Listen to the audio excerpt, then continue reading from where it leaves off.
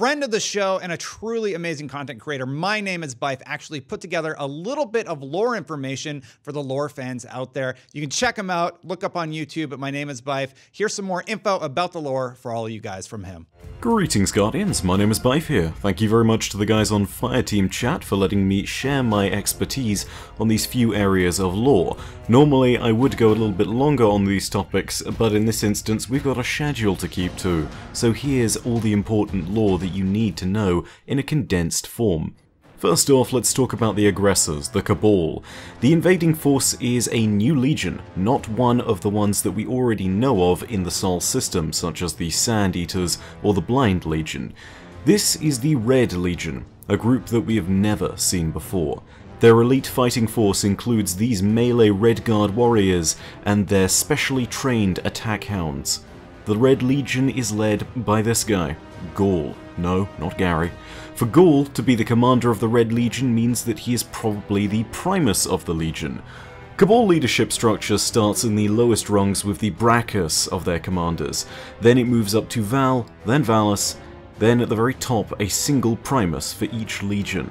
Everyone down to the lowest legionary will have their lives determined by what the Primus decides.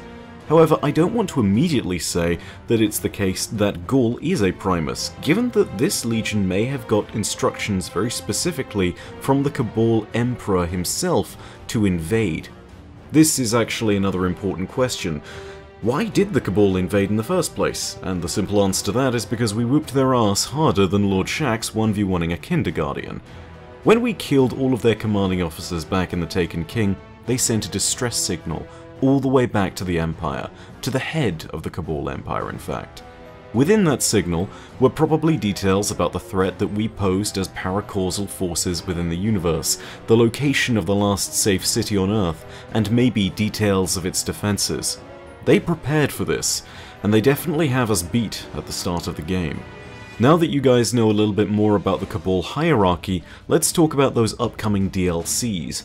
Firstly, the Osiris DLC, aka Expansion 1.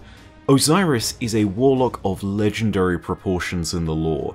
He was at one point the Warlock Vanguard, and before this, helped to defend the city at the Battle of the Six Fronts. However, he was a controversial figure and started delving into forbidden knowledge about the darkness. He believed that to defeat your enemy, you must know them. Despite being the apprentice to the speaker, he would eventually argue with him to the point that he left the tower and chose the path of exile, taking many of his followers with him. Rumor has it that Osiris went to try and discover the epicenter of the Hive throne worlds, but in the process was lost in the Vex Gate system, which is somehow linked. Supposedly, this is the purpose of the Trials of Osiris, to find a fireteam skilled enough to rescue him from the Ascendant Planes. Next we have the Warmind Rasputen DLC, aka Expansion 2. A popular theory in the lore suggests that Rasputen is responsible for attacking the Traveler to prevent it from leaving the Sol system during the collapse. This then forced it to fight the darkness, die, create the ghosts, and as a result, the Guardians exist. But how did Rasputen do this in the first place? Well, Rasputen is a Warmind, a super intelligence built with the purpose of defending humanity in the Golden Age. Rasputen has a vast array of doomsday weapons at his disposal, and now controls all of the weapons from many of the other Warminds that were positioned throughout the Sol system. Originally, he was made to defend only Earth, but now has access and control of the systems on Mars, Venus, and the Moon as well. He's not particularly fond of Guardians, although he does occasionally let them help if it suits his needs. An example of this is when his bunker was being invaded by the Hive in the dark below. He granted us access to it so that we could purge Omnigul and save his bacon, or bites, or whatever it is Rasputen has. Finally, I wanted to talk about the thing that lore-wise excites me the most about Destiny 2. The description holds the tagline of needing to reunite humanity's scattered heroes. That's an amazing opportunity for so many reasons.